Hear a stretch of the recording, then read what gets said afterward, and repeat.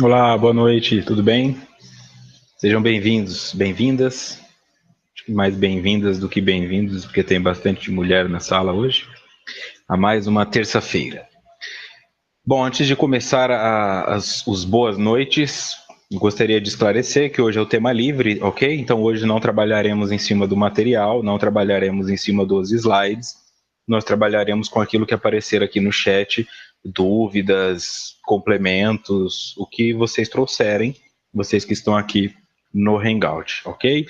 Então eu desejo aqui o meu boa noite a vocês que estão na Rádio Amigo Espírita, vocês do SoundCloud e vocês do YouTube que acompanham os estudos, que ajudam na sua divulgação, que me deixam mensagens em todas as plataformas, mesmo que eu não seja capaz de responder a todas, a grande maioria eu consigo ler.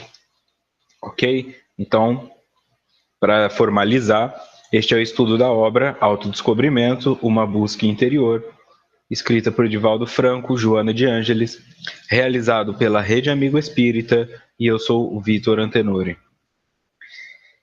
Este é o encontro de número 52. Eu não esqueci de mudar a data aqui, mas o tema é livre. Ok? Deixa eu dar o meu boa noite também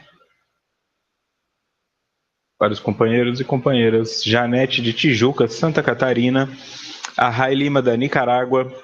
A Cíntia da Flórida, nos Estados Unidos. A Helenice de Barra do Garças, Mato Grosso. O Bruno de Boa Esperança, Minas Gerais. A Isabela de Franca, São Paulo. O Cristiano de Itapetininga, São Paulo. O Sebastião de Cornélio Procópio, no Paraná. O Roberto do Japão, em Kosai, a Janaína de Calcaia, Ceará, a Maria Moser de Esteio, Rio Grande do Sul, a Rita de Juiz de Fora, Minas Gerais, a Viviane de Pindamonhangaba, Vale do Paraíba, São Paulo, a Fernanda de São Paulo, capital, a Patrícia de Blumenau, Santa Catarina, a Fátima de Agudos, em São Paulo, a Maria Senoli de Santa Maria, Rio Grande do Sul, que me acolheu quando fui para lá, a Sirlene de São Paulo, capital, a Maria da Conceição de Portugal, Tielo de Porto Alegre, Rio Grande do Sul. Ok, acredito que eu não esqueci ninguém aqui.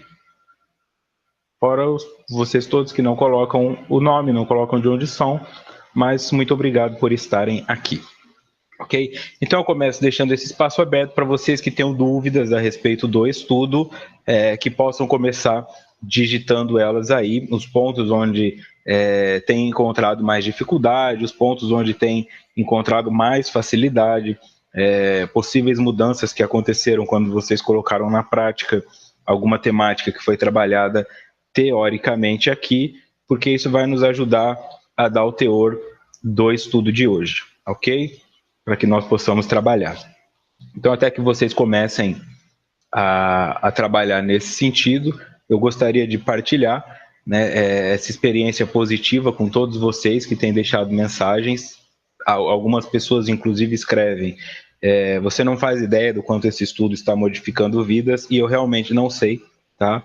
Eu tenho noção do quanto isso está modificando a minha vida, eu tenho isso como isso está modificando a vida dos meus clientes, as pessoas que são afetadas direta ou indiretamente por mim, ok?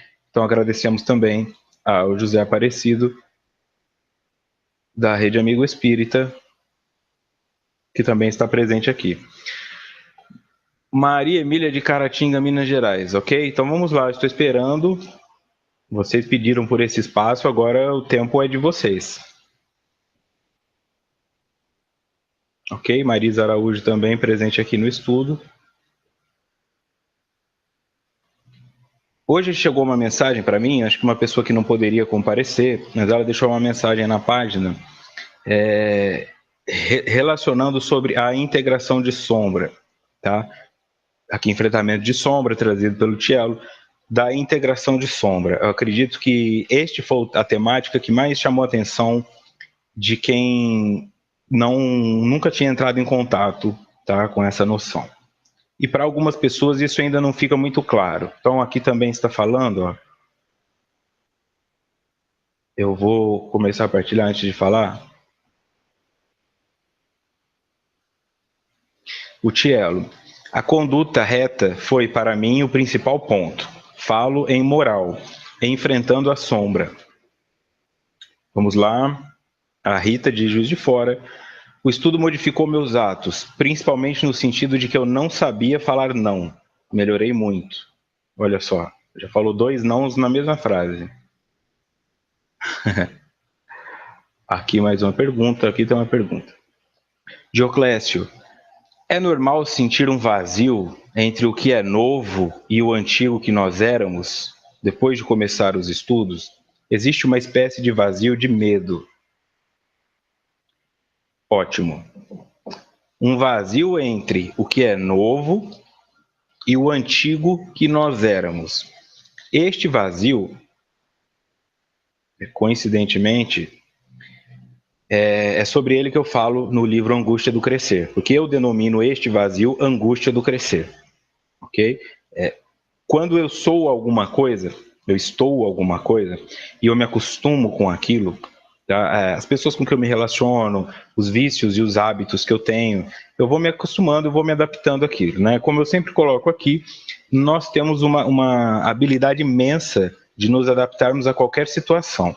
Tá? A pessoa que se adapta morando num castelo com 50 criados e a pessoa que se adapta morando embaixo do viaduto sem ter o que comer. Nós nos adaptamos. Quando nós fazemos essa leitura existencial e espiritual, isso fica difícil, porque a adaptação é um sinal ruim, tá? Quando ela se transforma em acomodação. Então, essa estabilidade deve ser evitada. Quando eu olho para o sentido material da vida, ganhar na loteria resolve o meu problema. Porque o meu problema é material. Eu quero um carro, eu quero comida, eu quero uma casa. Quando eu olho para a perspectiva espiritual, ganhar na loteria não resolve o meu problema. Ok? Porque ao desencarnar, nada disso permanece comigo e na próxima eu posso vir em uma experiência completamente falido, vivendo uma pobreza grande. Então eu me acostumo com o que eu sou. Isto me dá uma segurança, mesmo que me produza desprazer.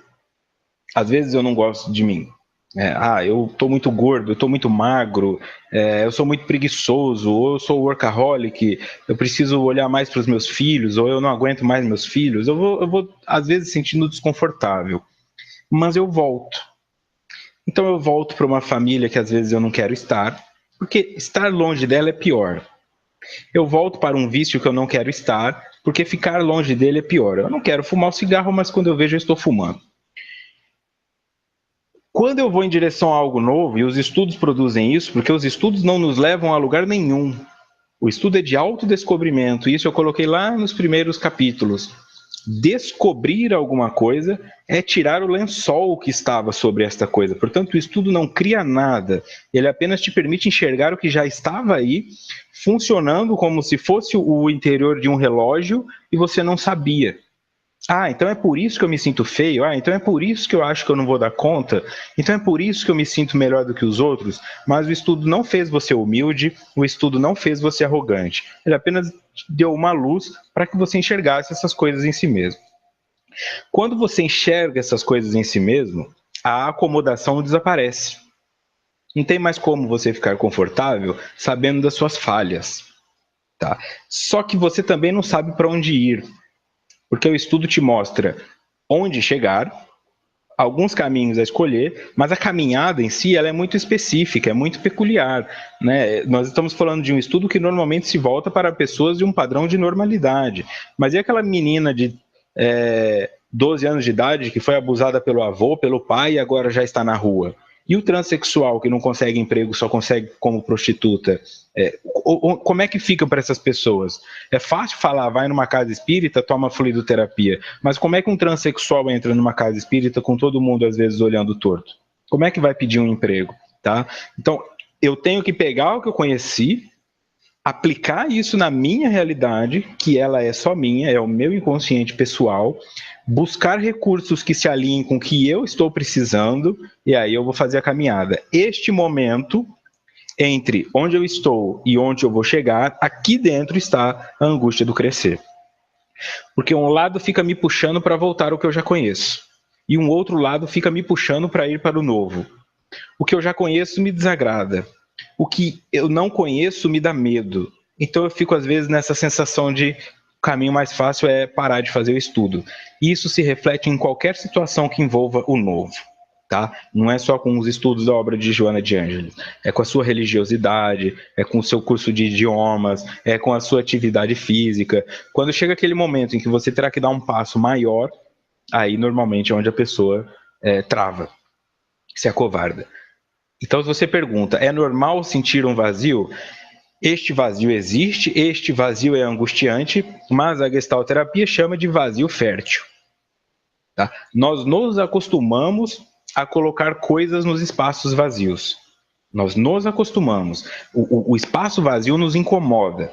Tá? Por que não tem um quadro nessa parede? Por que não tem um bibelô em cima dessa estante? Eu vou sempre preenchendo coisas até simetricamente para que eu me sinta bem. E eu faço isso internamente. Tá? Eu faço isso com o meu campo psicológico. Então, se você olha para a estante da sua sala e vê a TV, quando alguém tira aquela TV, parece que aquela estante fica um buraco que precisa ser preenchido com algo. Tá? Essa necessidade de preencher com algo é o vazio. Se você tem uma necessidade muito grande de preencher, você vai pegar qualquer coisa e vai colocar no lugar. Se você tem a maturidade de lidar com aquele vazio, você vai esperar o momento certo de encontrar algo que sirva exatamente ali. Isso na prática, eu terminei um namoro de 5 anos, estou desesperado porque agora tenho um vazio. Então a primeira pessoa que fala eu te amo, eu começo a namorar. Eu perdi o emprego, estou morrendo de medo de ficar desempregado. Então o primeiro emprego que me oferecem, eu vou aceitar. É nesse sentido que eu estou dizendo. Tá? Substituir imediatamente algo porque não tem condições de lidar com o vazio. Sentir esse vazio é um indício positivo. Desprazeroso, mas positivo. Só sente esse vazio quem está caminhando em direção ao novo. A Isabela confirma o que a Rita falou, tem a ver com a assertividade, tá vendo? Também é uma questão importante. O Bruno também. O falar não é um ponto muito importante. Para mim também foi assim, sempre lembrando que o não para o outro pode significar o sim para mim e o sim para o outro pode significar um não para mim. Por que o outro precisa ter tantos sims e eu posso ficar com tantos nãos? Deve haver um equilíbrio no universo entre os nãos que eu falo e os sims que eu falo. Deixa eu ver aqui. Continuando. A Carolina. Eu também senti muitas mudanças positivas, mas as emoções são ainda muito confusas para mim. Às vezes, algumas emoções nos tomam e só conseguimos elaborar depois. A terapia tem auxiliado muito. Porque a Carol está fazendo um trabalho ideal, ok? Eu senti mudanças positivas, mas as emoções são confusas. Algumas. Por que eu falo que a terapia é essencial? Porque isso aqui te dá recursos, te mostra, mas se você não souber o que fazer com isso, não adianta.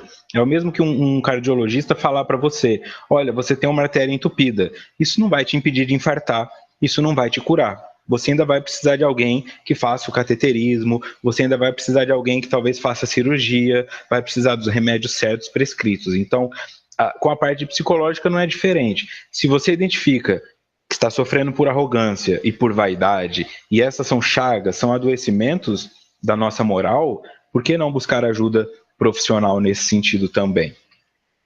É que essa questão, às vezes, do que é emocional, o que não aparece na matéria, nós não queremos gastar matéria. Eu não vou gastar dinheiro com algo que não me causa um dano visível, ok? Mas, quando você pensa no que é espiritual, o seu espírito não tem corpo físico. O corpo físico é para você viver na Terra. Então, as únicas e reais doenças que podem realmente te aferir eternamente são as do espírito. Ok? Então, o que você produz para infartar neste corpo, este corpo fica. A sua cardiopatia pode te acompanhar, mas ela é causada por uma questão psicológica, porque o seu espírito não tem coração. O órgão é um coração do corpo espiritual. Ok? Isso é muito importante ter em mente. Então, como ela está fazendo isso, para ela fica mais fácil e mais difícil ao mesmo tempo, porque a caminhada dela vai um pouco mais profunda do que nós trabalhamos aqui no estudo uma vez por semana. Então, quando ela fala que algumas coisas são confusas, nunca nos esquecer, né, que a confusão são duas coisas fundindo-se. Eu não sei direito o que é certo e o que é errado. Quando eu estou confuso, é porque tem dois valores fusionados e eu preciso separá-los. Tá? Então, como é que eu separo duas coisas fusionadas? Não adianta ficar puxando. Eu tenho que derretê-las de novo, tá? Para que isso se transforme em uma matéria só. E aí eu consiga moldar o que eu quero de novo. Este calor, né? Essa função terceirizada que às vezes é necessária. Se eu estou falando de terapia aqui, pode ser, como eu sempre digo, a terapia que mais servir para você, tá? Tem algumas pessoas que vão se resolver com uma hidroterapia, tem algumas pessoas que vão se resolver com uma equinoterapia. Depende do que você está precisando. Mas enxergar que sozinho é possível, eu particularmente não acredito. Tá? Eu não acredito porque antes de ser psicólogo, eu sou cliente também, eu faço terapia, porque se assim não o fizesse, não chegaria onde estou hoje. Teria apenas conteúdos que me deixariam, assim como a Carolina em alguns pontos, confuso e eu não saberia o que fazer com essa confusão. Olha o hábito me fazendo clicar no slide aqui. Seguindo. Patrícia Xavier. Eu tenho uma dúvida que até questionei no grupo. Quando falamos que estamos reprimindo, reprimimos emoção ou sentimento? A emoção. Tá difícil, hein? A emoção, ela não pode ser reprimida, ok? Porque a emoção, ela vem da sensação. A sensação vem dos sentidos. E como nós já vimos, se eu não me engano, no outro estudo, isso é irracional. Eu não escolho o que eu vejo. E eu não escolho o que vai causar em mim o que eu vejo. Se eu conseguisse reprimir uma emoção, eu não gostaria das pessoas, tá? Eu não me apaixonaria por alguém que não gosta de mim. O que eu consigo reprimir é um sentimento, tá? Então eu posso, por exemplo, amar uma pessoa, e isso não depende de mim fazê-lo, eu vou amar, querendo ou não, mas eu posso reprimir isto e não falar que eu amo. Isso eu posso fazer. Eu posso reprimir o ódio, eu posso reprimir o sentimento de menosprezar uma pessoa. Eu acho você inferior a mim, mas eu vou reprimir isso e vou fingir que não. Isso eu posso, tá? A mágoa, mas aquilo que se refere à emoção, eu não posso. Eu não tenho como reprimir a tristeza, porque a tristeza vai me tomar. Ninguém consegue, por exemplo, ficar num velório de alguém que ama e não chorar, porque isso é emoção. Mas o sentimento de tristeza essa pessoa pode reprimir. Tá? Se alguém chega e fala, você está muito triste, tem alguma coisa que eu posso fazer? Ela pode falar, não, eu não estou triste, só estou emotiva, era uma pessoa que eu gostava muito, mas eu vou ficar bem. Isso ela pode fazer. Ok? O sentimento é quando tem a sensação que capta as informações do meio. O perfume de uma pessoa pode me fazer apaixonar por ela, pode me dar ânsia de vômito, pode me lembrar de uma professora que me batia, sei lá. Tá? Isso é sensação, captado pelos sentidos. Essa sensação vai gerar uma emoção quando ela tocar nas minhas memórias. Porque para que aquele perfume me lembre alguém, eu tenho que ter estado com essa alguém. Tudo tem algum momento em que pela primeira vez fica registrado no meu psiquismo. A primeira vez que eu sinto um cheiro, a primeira vez que eu sinto um gosto, a primeira vez fica. Tá? A segunda vez, ela ativa o que a primeira vez... Então, quando dizem que a primeira impressão é a que fica, é nesse sentido. Porque fica impresso em mim que o cheiro do jiló é ruim.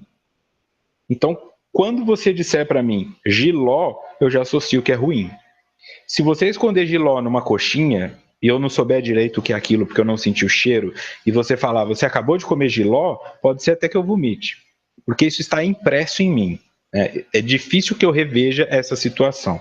Se esse novo cheiro, este novo sabor, começar a ser associado com coisas positivas, é lógico que eu posso transformar isso, ok? Então, por isso que é muito difícil se desapegar da primeira impressão.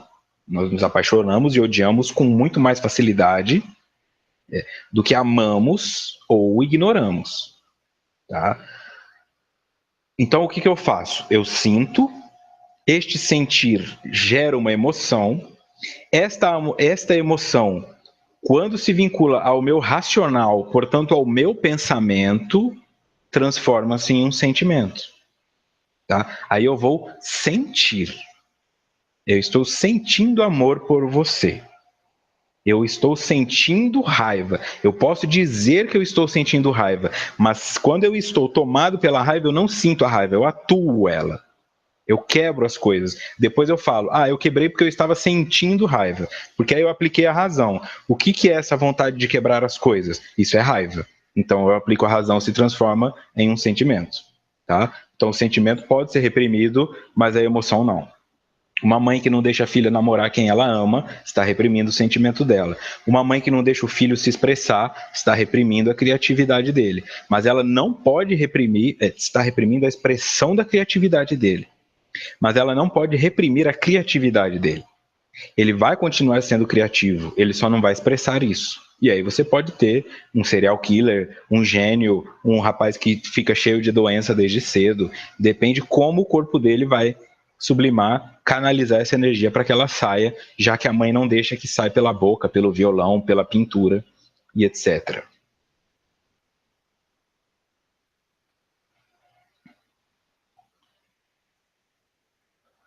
Pergunta Maria Moser. Por que crianças têm depressão? O espírito tem a depressão. É uma questão maior, assim. A depressão não é algo que possa ser construído tão facilmente. E eu tenho que tomar muito cuidado para definir o que é tristeza, o que é melancolia e o que é depressão. Diagnosticar alguém com depressão é algo que só um psiquiatra pode fazer, ok? E tem vários critérios que devem se aplicar. Uma criança pode ser triste, uma criança pode ser melancólica, pode ter algum grau de autismo, pode ter qualquer coisa que talvez não seja depressão. Mas a depressão, sendo uma doença emocional que se manifesta no corpo físico, tá? E ela se manifesta no corpo físico através da inibição ou da recaptação de serotonina ou de funções neurológicas, mas começa pelo espírito, eu já posso nascer com ela. Ela se manifesta depois com alguns gatilhos, mas o espírito melancólico, depressivo, que comete suicídio principalmente por estágios graves de depressão, ele não se cura só porque ele se matou. Pelo contrário, ele entra com realidades ainda mais dolorosas e quando ele tiver que encarnar de novo, ele não só estará com a mesma dor de quando ele cometeu suicídio, como ainda terá uma dor nova de tudo que ele viu e sofreu por ter se suicidado. Então, a depressão pode acontecer com qualquer pessoa, tanto que também tem criança diabética, tem criança com qualquer tipo de doença, tá? Tem criança com problema cardíaco, tem jovem de 20 anos que tem infarto fulminante, quer dizer, e às vezes não era uma pessoa que ingeria muita gordura, não era uma pessoa hipertensa, ou não sabia que era. O importante é eu ter em mente que aquilo que eu não trabalho nessa existência acompanha-me em espírito, porque eu não trabalho o espírito, é isso que eu disse. Não adianta correr desesperado para um pronto-socorro para engessar um braço porque ele quebrou e procrastinar a cura da sua vaidade para outra existência. Isso vai se transformar em um problema, tá? Falando vaidade aqui no sentido mais amplo do que no relacionado à beleza. O que deve ser tratado não é a criança com depressão ou o adulto com depressão. E a depressão ela é um sintoma da real doença. Tá?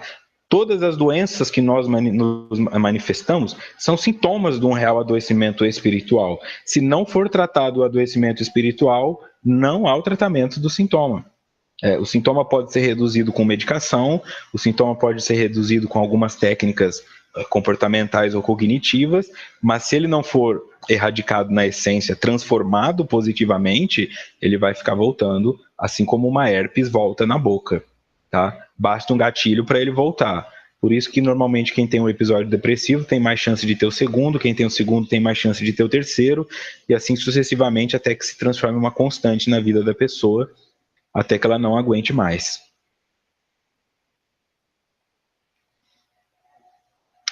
A Isabela de Franca. Vamos mudando e até nossas amizades vão mudando, porque vamos ficando em outra sintonia. Isso também refere com o que o Dioclésio falou. Parte desse vazio também é social. As pessoas com quem você está agora parecem que não servem mais. Os assuntos vão ficando diferentes, às vezes chatos, às vezes superficiais, às vezes você quer conversar de coisas mais profundas, às vezes você se transforma na pessoa chata da roda, que quer aprofundar em tudo, mas de forma geral a mudança impede que continuemos o mesmo, e se não continuamos o mesmo, naturalmente não continuaremos no mesmo local, nem com as mesmas amizades, nem com os mesmos hábitos. Então, algumas pessoas podem experimentar uma solidão. Isso também é normal. Olha só, agora que eu vi. A Viviane Paiva disse: estou me sentindo mais chata. É normal? É positivo também. Né? Lembrando que eu coloco aqui, chato é aquilo que é achatado. Quando eu falei chato é no ponto de vista dos outros. No nosso aqui, que é mais aprofundado, chato é quando a vida está estável. Tá? Se você está se sentindo chata e isso se associa com o tédio, aí não é normal. Talvez você precise de um outro estímulo. Se você está se sentindo chata porque coisas que antes passavam despercebidas, agora você está querendo colocar um limite, então isso é parte do seu crescimento. Pode ser que inicialmente você vá para o outro extremo e se transforme em uma pessoa intransigente, cheia de limites, mas também é parte do crescimento. Tá? Para que eu encontre o equilíbrio, eu tenho que passar pelos dois extremos. Então, se eu era uma pessoa desregrada e eu virar uma pessoa extremamente sistemática, não tem problema. Eu vou me cansar de ser sistemático também, vou me lembrar que ser desregrado não basta, e aí, naturalmente, eu vou procurar o caminho do meio. Mas isso que você fala é normal. Vamos ver agora sim, hein?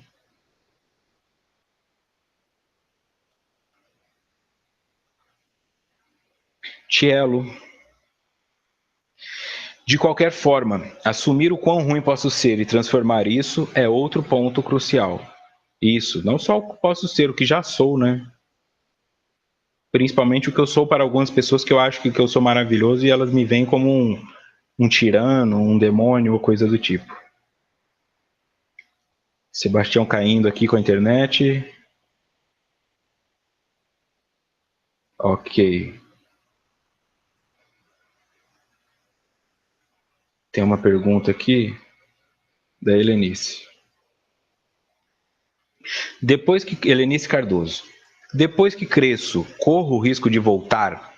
Voltar a chutar o cachorro, por exemplo? Olha, essa pergunta é interessante e eu não lembro onde eu falei dela, porque é o seguinte, eu não volto, tá? Esta regressão existencial, emocional, ela não acontece. O que pode acontecer é uma regressão comportamental. Eu posso voltar a chutar o cachorro, mas eu nunca mais terei o mesmo prazer que eu tinha antes, porque agora virá culpa junto, pela responsabilidade que eu tenho, pelo conhecimento que eu adquiri. Então, se eu fumava cigarro e achava que isso não fazia mal, e agora eu entendo que isso faz mal, eu posso voltar a fumar o cigarro, mas eu sentirei culpa. Eu vou sentir culpa em trair a minha esposa, eu vou sentir culpa em parar de ir na academia, eu vou sentir culpa de voltar a comer errado. Tá? E essa culpa não é uma questão de julgamento, mas é uma questão de, por que você está fazendo isso consigo mesmo, consigo mesma, tá? Então, comportamentalmente, eu sempre posso regredir. Tá? Isso é até esperado não só na terapia cognitivo-comportamental, mas também na psicanálise. Uma criança que não faz mais xixi na cama, quando nasce um irmãozinho que passa a ter mais atenção com ela, regride e passa a ter comportamentos de criança. Quer voltar a tomar mamadeira, volta a fazer xixi na cama, volta a falar que está com medo do escuro, como uma forma de retomar o controle que tinha anteriormente. Mas quando a modificação é cognitiva de conteúdo e existencial, a única regressão possível é a do comportamento. Eu não regrido como espírito.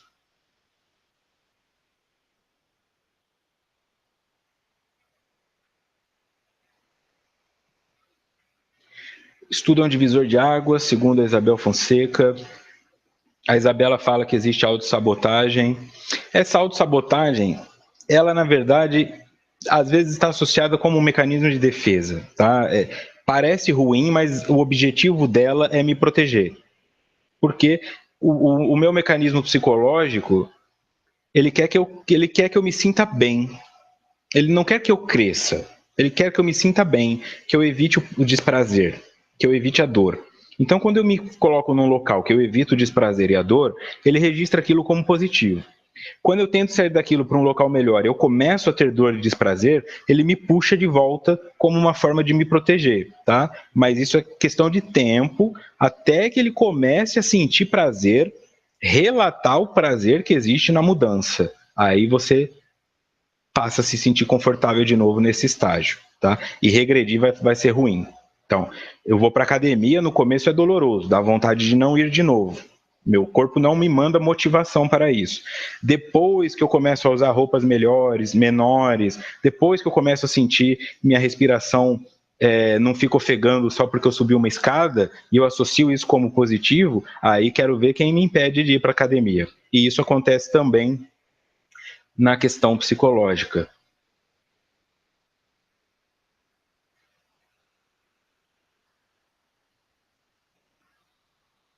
Olha o Sebastião também, que está desde o começo.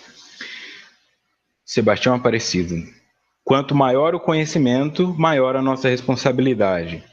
Por esse motivo, a recusa inconsciente que muitos preferem ficar na acomodação. Essa é a palavra-chave aqui que você usou, Sebastião, a recusa inconsciente.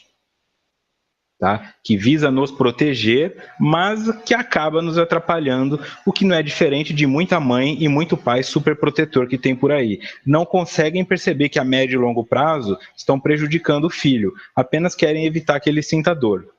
E a nossa mente também não é diferente disso, porque temos em nós o nosso pai e a nossa mãe, obviamente em questão simbólica e energética, cuidando de nós o tempo todo. O feminino com a afetividade e o masculino com a área racional. Então a minha razão pode me superproteger quando eu fico neurótico, eu não vou fazer isso por causa disso, daquilo, e eu não faço, ou a minha emoção pode acabar me superprotegendo. Né? Não faz isso porque você vai se machucar. Nossa, fica aqui, fica num conforto de ficar em casa, não quer levantar da cama. Quando os dois dialogam positivamente, é aquela mãe que fala, vai, vamos acordar, tá na hora. Aí você não acorda, vem o pai. Você não viu sua mãe? Esse é o psicológico ideal. Quando a mãe e o pai falam a mesma língua. Tá? E essa língua é no sentido de ajudar o filho a crescer. Ok? Tanto para pai e mãe presenciais, como para o pai e mãe que nós carregamos dentro de nós. Às vezes tem essa dissociação. A mãe fica, o pai coloca de castigo, a mãe vai escondida e dá um biscoito. Tá? Com o nosso psicológico também é isso. A razão fala, tá perfeito, você não precisa fazer isso, mas o seu emocional, mas só uma vez, o que tem? Você gosta dela, você gosta dele, você gosta disso, e aí você faz. E depois a sua razão te pune pela culpa. É sempre um pai e uma mãe. Essa imagem de anjinho e diabinho substitua por pai e mãe. Se os dois falarem a mesma língua, você é um indivíduo adulto emocionalmente. Contanto que seja para te fazer crescer, lógico. Os dois podem falar a mesma língua para superproteger também.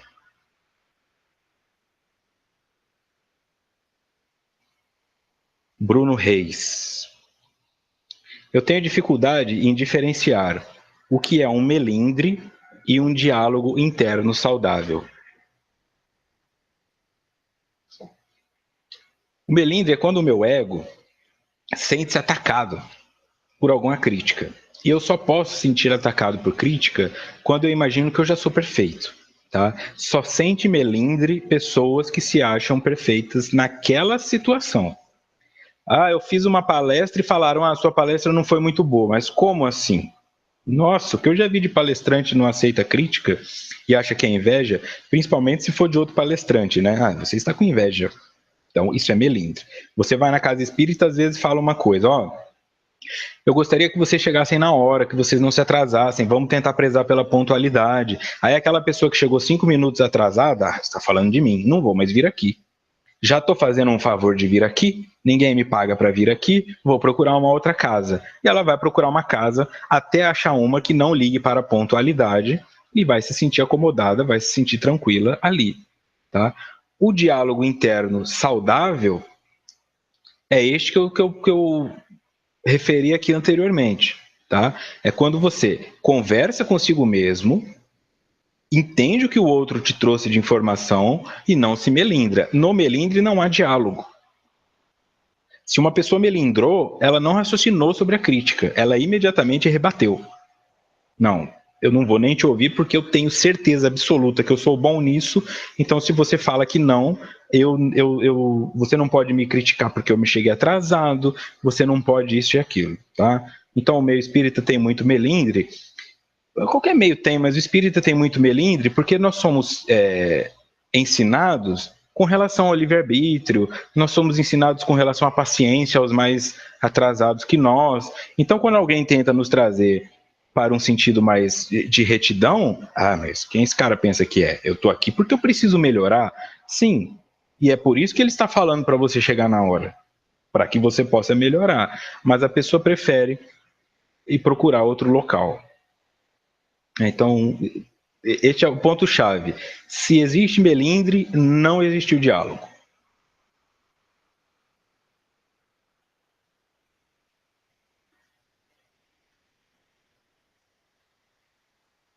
A Eliane também chegou agora, estava no canal errado. O Cello disse que está solteiro faz tempo. Vamos ver.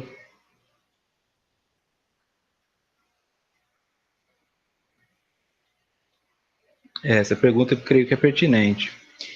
Até eu achar algo para preencher aquele vazio, eu corro riscos, tipo de uma depressão? Não. Porque o crescer nunca é ruim. E a depressão não é um risco, ela é um sintoma. Nada é ruim, tá? Tudo acontece para me mostrar que algo precisa ser modificado. Então, se eu deprimir, isso não é ruim, isso é bom. É bom porque eu cheguei em um local onde eu não estava, ok? Se eu deprimir porque eu busquei coisas melhores, isso é bom. Então, por exemplo, o indivíduo é ocioso, nunca faz nada. Os joelhos dele, ele também não é obeso. Os joelhos dele ficam lá, sem dor.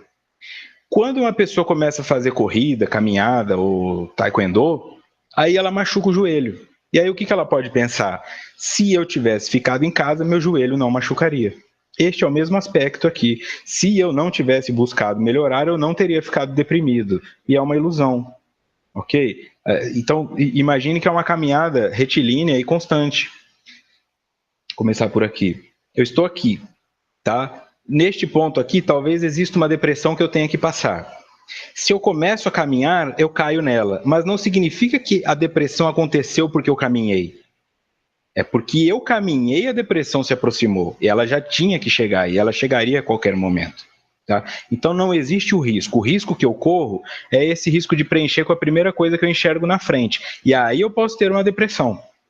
Saio de um namoro, fico carente, me envolvo com a primeira pessoa, essa pessoa é muito pior para mim do que seria ter ficado sozinho, aí eu deprimo, acho que eu não posso mais confiar em ninguém e nunca mais nessa vida consigo me relacionar em paz, sem paranoia, sem ciúme. Aí sim é um risco que eu corri, mas eu causei. Ok? Ficar no vazio fértil esperando o momento certo não causa riscos, porque eu tenho que ser suficiente para mim.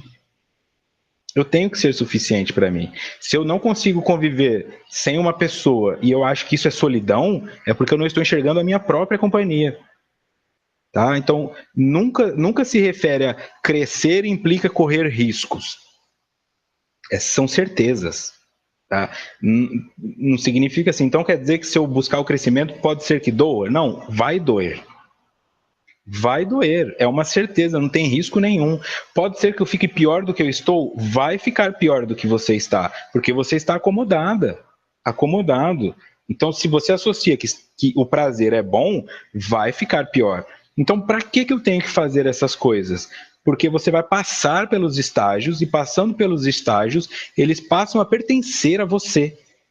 Você dominará o que é melancolia, você dominará o que é raiva, você dominará o que é procrastinação, e essas coisas então pararão de te dominar. Mas você precisa ir até elas, conversar com elas, passar um tempo com elas, às vezes 6 meses, às vezes um ano, às vezes uma vida inteira, até que você compreenda o mecanismo de funcionamento delas e aí entenda, então é por isso que eu fico deprimido. E aí que eu falo a importância de ter um auxílio externo. Tá? Então não se preocupe em correr riscos, não tem risco. Você vai passar por situações difíceis, ok? Mas se você ficar onde está, você não passará por elas, mas será jogada nelas. E aí não tem como. Tá? Eu escolho progredir, Mas é como se a tela aqui, ó, fosse empurrando sempre para frente. Eu posso ficar parado, mas devagarzinho ela vai me empurrando para frente, porque a progressão é natural. O simples fato de eu dormir e acordar, eu já evoluí. Eu assisti TV, eu aprendi uma coisa nova, eu sonhei, eu aprendi uma coisa nova. Então eu vou evoluindo. Eu vou chegar na depressão. A proposta aqui é, vá caminhando um pouco mais rápido para que a tela não tenha que te empurrar. Porque você chega na depressão com energia para lidar com ela, ao invés de ser jogada sem energia nenhuma e com uma parede te empurrando. Vai, você não pode fugir, você não pode fugir. É nesse sentido que eu falo aqui. O Cello acredita que esse enfrentamento pode ser feito sozinho. Eu posso te dizer que não, porque é justamente isso que nós estudamos. A psicologia e a psiquiatria são ciências. Existe todo um padrão por trás disso. As coisas que eu trago aqui é um linguajar de uma forma mais comum e mais simplificado do dia a dia. Mas existem teorias extremamente profundas e até agora não existiu ninguém que tenha conseguido crescer sozinho. Tá? Mas se você quiser tentar e deixar aqui os seus registros de sucesso e fracasso, será muito bom para nós também. Tá? Nós precisamos uns dos outros. Não tem como fazer enfrentamento sozinho. Tá? Até porque, para que alguma informação chegue até você, você precisou do outro. Alguém precisa falar. A partir do momento que você precisou do outro para te fornecer uma informação, você já não está sozinho. Tá? E se você precisou de uma mãe para nascer, para lidar com a sua vaidade, então você já não enfrentou sozinho. Por isso é impossível fazer o enfrentamento sozinho. Para fazer o enfrentamento sozinho, você teria que fazer isso sem um médico para fazer o parto ou uma doula, você teria que fazer isso sem alguém para te amamentar, você teria que nascer espírito sem nunca encarnar, alcançar tudo isso. Então, a partir do momento que você precisa das pessoas para te dizerem onde estão as suas falhas ou dos relacionamentos para perceber onde elas estão, você já não está enfrentando isso sozinho. E é uma ilusão acreditar que sim.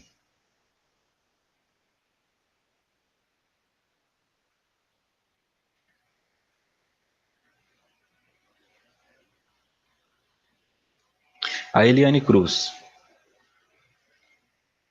A capacidade de entender e transpor os nossos aspectos negativos está ligado somente à vontade ou existe mais algum elo a ser trabalhado? Lembra que nós vimos também no estudo que o pensamento é que vai se transformar em vontade? Então tudo começa na sensação. A sensação é racional. Portanto, eu sinto, isso gera uma emoção, essa emoção gera um sentimento que se vincula com o pensamento. Quando este pensamento é nutrido por muito tempo, isso se transforma em uma vontade. Para que eu tenha vontade de fazer esses enfrentamentos, então, Eliane, é preciso que os meus sentidos enviem isso como positivo. Então eu tenho que olhar para as coisas e enxergar a mudança que elas estão produzindo. Por isso é mais fácil continuar o regime depois que você já perdeu 5 quilos, porque você vê no espelho que você perdeu. Então, quando você olha para o seu filho e vê que ele está menos estressado, porque você parou de estressá-lo, quando você olha para o seu emprego e vê que ele está mais organizado, porque você está fazendo com mais calma, as suas sensações estão captando isso. Os teus sentidos estão captando essa informação. Esta informação vai ficar no seu pensamento e isso alimenta a sua vontade. Mas, inicialmente, nós temos que trabalhar apenas com a crença e a fé de que isso é verdade. Porque eu não vejo mudança no começo, tá? Eu só vejo a dificuldade e a dor. Quando a mudança começa a acontecer e eu vejo essa mudança, aí isso se transforma em vontade, tá? Como é que eu faço isso então na prática para não sofrer tanto? Primeiro você tem que transformar, canalizar a sua vontade na insatisfação de ser o que é. Eu tenho vontade de mudar. Aí isso pode ser possível, porque você olha para você e não gosta do que vê. Aí, de tanto não gostar do que vê, isso pode se transformar em vontade de mudança. Depois que o resultado da mudança começa a aparecer, isso se retroalimenta e aí vira vontade de manter-se naquela situação de crescer. O começo é difícil, mas vai ficando sempre mais fácil.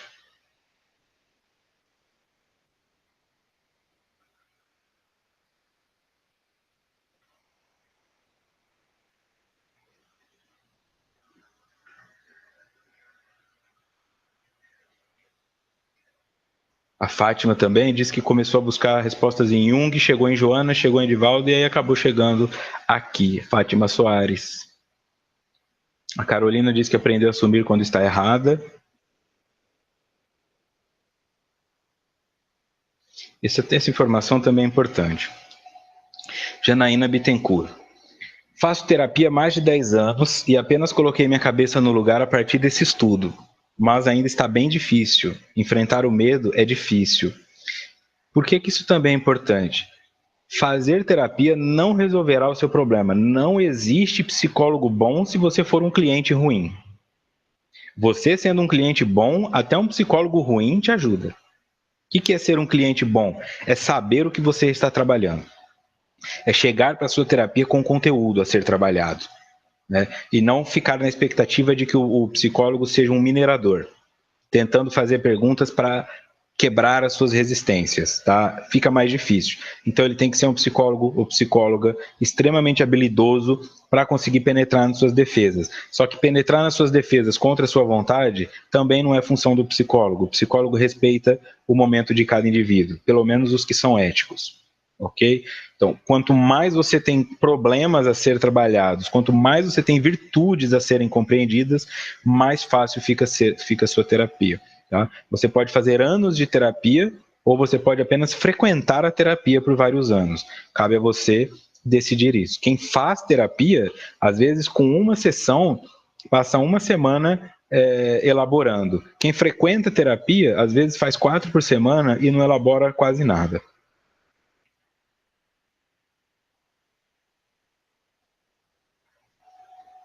Qual a resposta?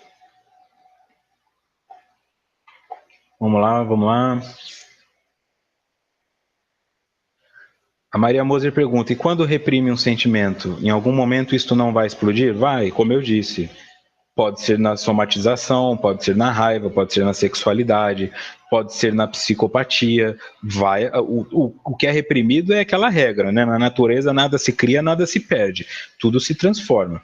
Então, se eu tento reprimir alguma coisa, esta coisa, se ela continuar crescendo, ela vai me dominar e vai explodir. Tá? Então, é mais fácil dialogar do que reprimir. Seu filho está usando droga, dialoga com ele.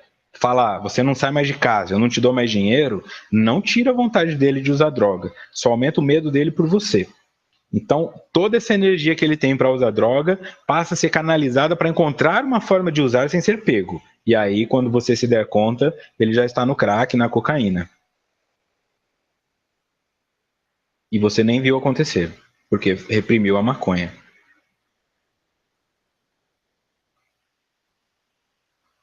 Respondeu. A Patrícia disse que há meses procurava essa resposta. Tereza de Petrópolis chegando aqui também, chegou 77. Vamos lá. A Débora.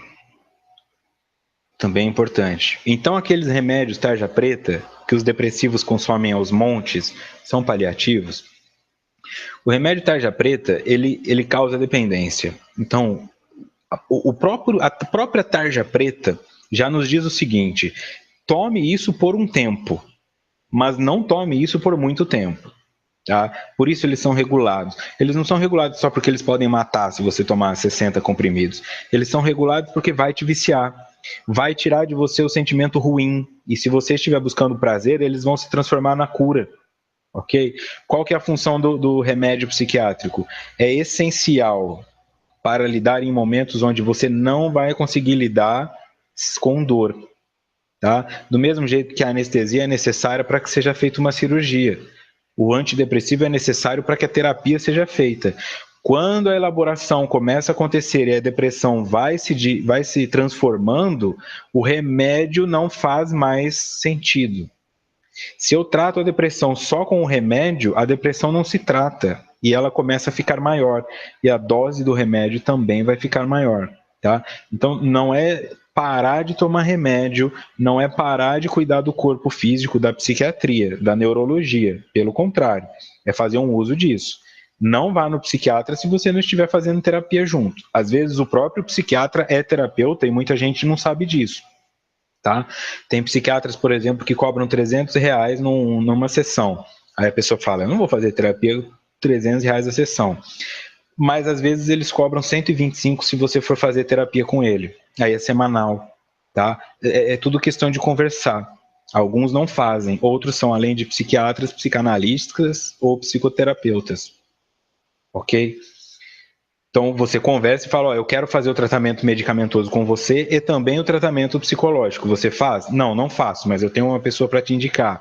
E aí você vai construindo a sua rede, tá? Então não jogue fora os seus remédios de tarja preta, mas ressignifique a sua relação com ele, ok? Se você passa por uma cirurgia na perna, você vai ficar às vezes 3, 4 meses usando uma muleta. Mas isso não significa que você precisa usar ela para o resto da vida. É para te ajudar a voltar a ficar firme. E o remédio psiquiátrico tem a mesma função.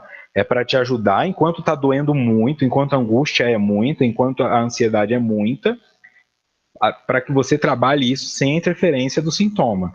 Quando isso estiver trabalhado, não haverá mais sintoma. Concomitante a isso, não haverá necessidade do remédio.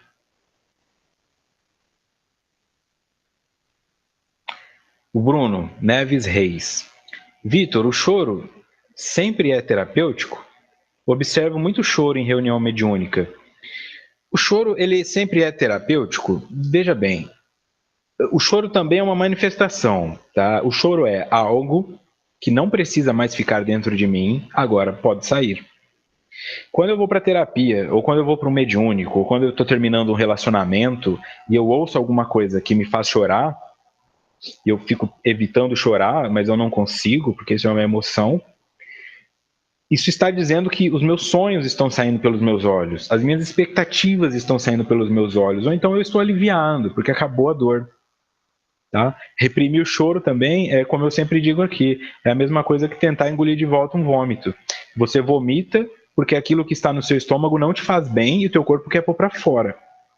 Se você chora e tenta pôr isso para dentro de novo, você está guardando uma emoção que precisa sair, ok? Então, o que isso significa na prática?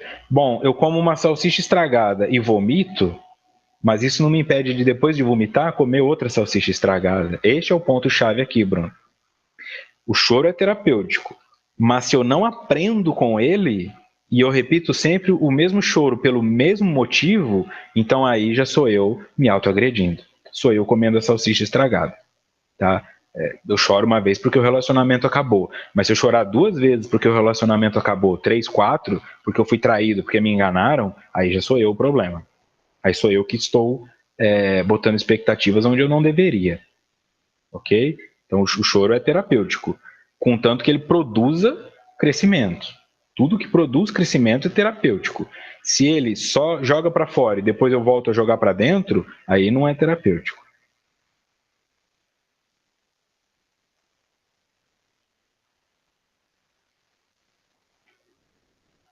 Sebastião, nesse caso, herdamos de outras vidas aquelas doenças congênitas? Exatamente, né? Porque nós vamos ficando herdeiros de nós mesmos, como a Joana coloca, né? Jornaleiro de várias existências é o self. Então, eu fico herdeiro de mim mesmo. Tudo que eu estou produzindo agora, positivo ou negativamente, vai aparecer, ok? Então, não adianta eu fugir da questão, né? Não adianta eu achar que o infarto vai me libertar do meu problema cardíaco. O meu problema cardíaco não foi o infarto, o meu problema cardíaco é gostar de comer gordura. O meu problema cardíaco é a obesidade. Se eu não me libertar da obesidade, que também não é o meu problema é a compulsão alimentar, por isso eu fico obeso. Mas a compulsão alimentar também não é o meu problema. O meu problema é a ansiedade, que me leva a comer para aliviá-la. E aí eu engordo, e aí eu infarto, e aí eu acho que o meu problema é o coração, mas o meu problema é a ansiedade, que também não é o meu problema. O meu problema é o medo de não gostarem de mim. Isso me deixa ansioso. E aí eu vou chegando até na raiz. Não é o coração o problema. O coração é um sintoma de que existe um problema. E aí, pela redução fenomenológica, eu chego em qual é o verdadeiro problema. A Carolina diz que não sente mais raiva e tornou-se mais tolerante. Pergunta se alguém mais sentiu isso. Ih, eu não vou conseguir, já estamos chegando no fim, nem vi passar o tempo aqui.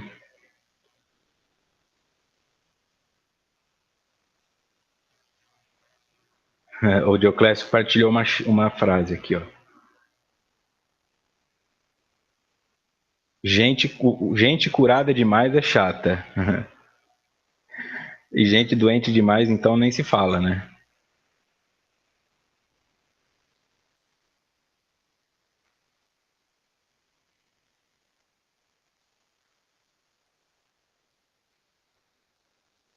A Rai Lima disse que.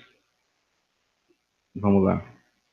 Uma pessoa me disse em tom sarcástico: estás parecendo uma monja, deveria ir para o Tibete. É,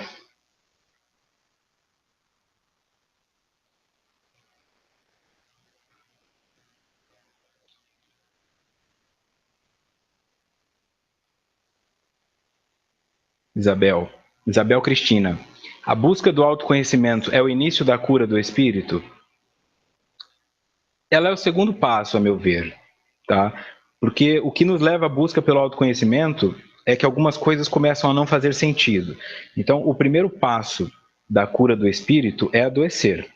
Primeiro eu preciso adoecer para sentir necessidade de cura. O autoconhecimento é quando eu começo o processo de entender por que eu adoeci. Então eu veria isso mais como um segundo ou um terceiro passo nisso aí, ok? Então, se eu não adoeço, eu não busco respostas. Se eu não busco respostas, eu não encontro os problemas e eu não os modifico, ok? Mas sem autoconhecimento é muito mais difícil, porque seria como fazer uma cirurgia de olhos vendados.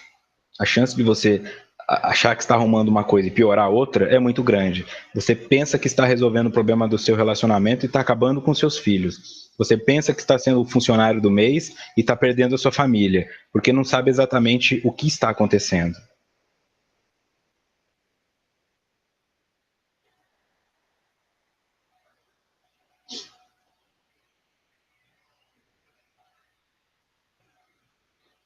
Vamos ver aqui, seguindo. Nossa, tem muita coisa. Eu sinto por vocês que não puderam estar aqui hoje.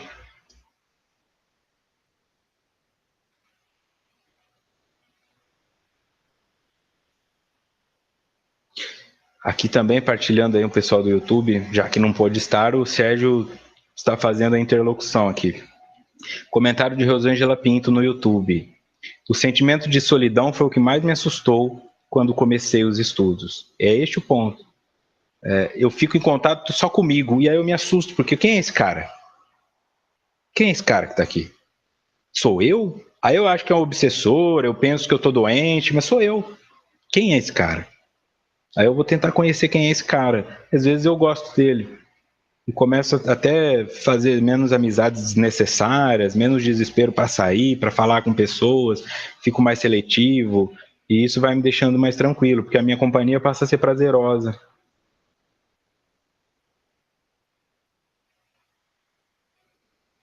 Legal. Quem é humilde nunca afirma que é. Tá escrito aqui da Rita. A Rosa também chegando aqui para assistir ao vivo. Está acabando, está acabando. Deixa eu achar aqui uma.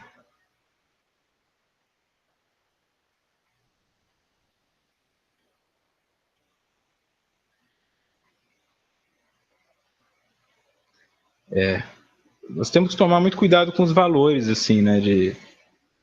De cobrar pelo conhecimento, de cobrar pelos estudos, de cobrar pelas coisas de foco. Eu vejo algumas palestras que são informativas, de, por exemplo, como funciona a parte do nosso cérebro, onde fica armazenado isso ou aquilo. E isso é interessante para que nós tenhamos esse conhecimento. Mas eu vejo, às vezes, nos comentários, algumas pessoas falando: ótimo, agora o meu problema se resolveu. E não é. Entender que é o cérebro que precisa ser modificado é ignorar o espírito. O cérebro responde aos comandos do espírito. Nós não podemos cultuar a matéria. Não é o meu corpo que vai resolver o meu problema. Não adianta eu saber como o cérebro funciona, isso não vai me livrar da depressão. Isso ajuda os farmacêuticos a construírem remédios que atuem de forma melhor. Isso ajuda os neurologistas, isso ajuda os psiquiatras. Mas o espírito não se beneficia. Isso é muito importante ter em mente, tá? Senão nós vamos nos robotizar quimicamente e depois que desencarna, aquilo tudo aparece. O seu cérebro responde ao seu espírito. Não valorize como se fosse o fim da linha as palestras que te explicam como o cérebro funciona. Isso é cultura. Mas se você ignorar que é o espírito que dá o comando para o cérebro, no desencarne você vai sofrer, porque os remédios não atuam. Ok? Tenhamos sempre isso em mente. Tá um movimento de querer explorar no espiritismo umas palestras difíceis, assim, extremamente técnicas e científicas, minuciosas na relação do cérebro para pessoas leigas e dando a entender que se você compreender o funcionamento do cérebro, sua vida se resolve. Eu falo aqui particularmente, tome muito cuidado com o julgamento nesse sentido. Não ignorem o conhecimento, porque todo conhecimento é necessário para crescer, mas não vejam esse conhecimento como o fim da linha, porque é uma ilusão.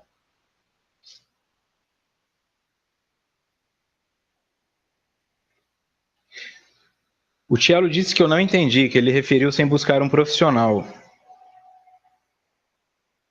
Olha, Tielo, então, é esse que é o ponto.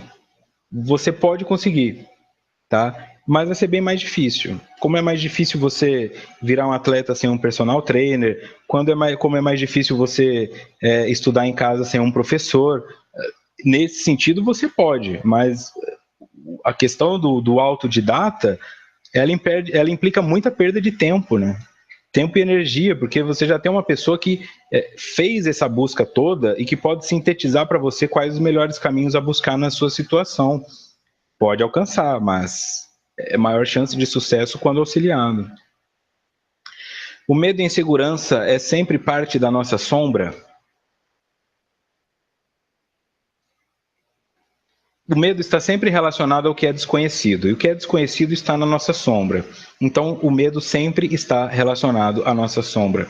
Eu não temo o que eu conheço, mas a nossa sombra não é um local ruim, tá? Tem virtude na nossa sombra, tem potenciais nossos que nós não colocamos para fora por vergonha de sermos julgados, tá? Não, a sombra não é algo ruim, é um depósito. Tudo que tem lá é bom. Se eu enxergo aquilo como ruim ou se aquilo me assusta, é porque eu ainda não sei como utilizar aquilo. Mas nada do que está lá é ruim, são apenas coisas. Tá? Nós é que temos muito medo do escuro e nos acostumamos com o que é conhecido.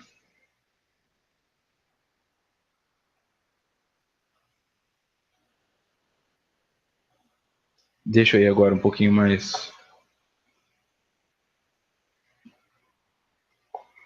Não, não dei um laço, não.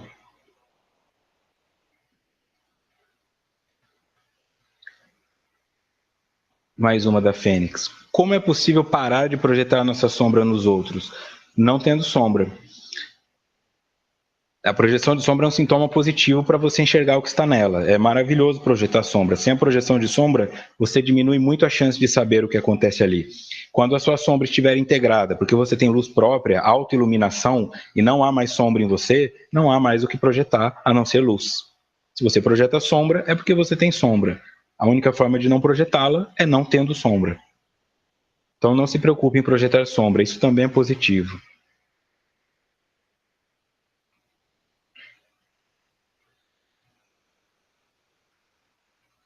O Tielo levou para o pessoal aqui, mas acho que já entendeu.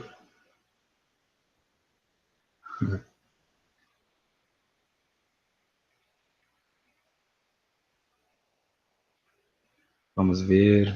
Tá acabando, hein?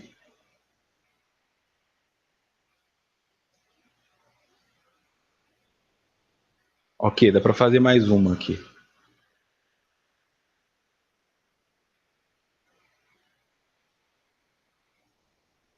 Uma frase da Débora também que eu gosto muito. Cadê? Somos espírito que tem corpo e não corpo que tem espírito. Não se esqueçam disso nunca. Porque essa coisa de trazer esse movimento difícil, intelectualizado, é uma forma de elitizar. O espiritismo precisa chegar em todas as populações, principalmente nas pessoas pobres. Quando nós estamos conseguindo chegar nas pessoas que têm menos estudo, para que elas compreendam a profundidade do tema, aí começam a aparecer alguns indivíduos trazendo temas difíceis até para quem é da área científica. Isso é uma forma de elitizar e eu sou contrário a isso. Quando você conseguir me explicar o cérebro de uma forma que eu entenda nas questões do dia a dia, aí eu vou ficar muito feliz. Mas explicar um funcionamento raciocinado, científico, que seria uma aula para estudantes de neurologia, eu sinceramente não vejo motivo para fazer isso dentro de uma casa espírita. Isso afugenta pessoas, isso elitiza o conhecimento e só leva a uma busca incessante por intelectualidade. E nós estamos aqui principalmente para desenvolver a moral. É uma opinião minha, humildemente minha, mas eu também não posso deixar de fazer a minha parte para trazer à luz coisas que eu começo a ver nascer devagarzinho e quando nós nos dermos contas estarão lá essas palestras imensas sobre glândula isso, glândula aquilo, hormônio não sei o quê, mas e a caridade? E o dia a dia? E você com o seu filho em casa? O que adianta saber, né, em qual área do seu cérebro fica a agressividade se você vai continuar batendo no seu filho? Então, nesse sentido, é o apelo que eu faço aí para pensarmos e termos um critério muito grande com isso aí. E para encerrar, se eu conhecer melhor o equipamento que estou usando, posso entender melhor quais as dificuldades do espírito? O Norival pergunta. Com certeza. Com certeza. Tá? Este é o ponto. Não enxergar como o fim da linha. Você identifica tudo o que acontece, até, por equipamento posso entender o seu trabalho, o seu corpo físico, a sua fala, tudo que você constrói. Você entende essas coisas como informações para que você se modifique em espírito. Se você entender essas coisas como a informação para a modificação por si só, aí você não modifica. Não se preocupe em modificar o corpo físico. Modifique o espírito e ele modificará o corpo físico. Tá? Despender energia cuidando de um corpo que vai ficar embaixo da terra é despender uma energia à toa. Modificando o espírito, você nunca perde o que construiu. Então, próximo encontro no dia 10, começaremos o capítulo 6, Equilíbrio e Saúde. 6.1, Programa de Saúde, parte 1. Algumas pessoas disseram aqui, a Maria Moser, eu acho, que ao responder as perguntas dos outros, algumas perguntas dela se foram feitas também, se foram respondidas. Então, eu espero que tenha sido positivo para vocês, é uma primeira tentativa nossa, não consegui responder tudo porque foi bastante coisa. Espero que não levem para o pessoal, viu, Tielo? Foi só uma questão do meu ponto de vista, mas é óbvio que além de terapeuta, eu sou um cliente, eu sei o que a psicologia fez na minha vida e o que ela pode fazer na vida das pessoas. Eu não sou psicólogo porque eu quero que as pessoas gostem de psicologia. Eu confio tanto na psicologia, evitando seus resultados, que eu optei por estudar 5 anos para compreendê-la melhor e dedicar minha vida auxiliando pessoas a compreenderem também. Então, é este o valor que eu dou para a psicologia. Por isso eu entendo a importância dela. Como qualquer outra ciência, tem a sua importância para o indivíduo que a pratica. Muito obrigado a todos vocês que acompanharam, participaram. Semana que vem estaremos aí dando continuidade. Foi bem rápido para mim aqui, mas na próxima vez nós conseguiremos continuar e fazendo com mais calma, ok? Muito obrigado, então, uma ótima semana e muita paz.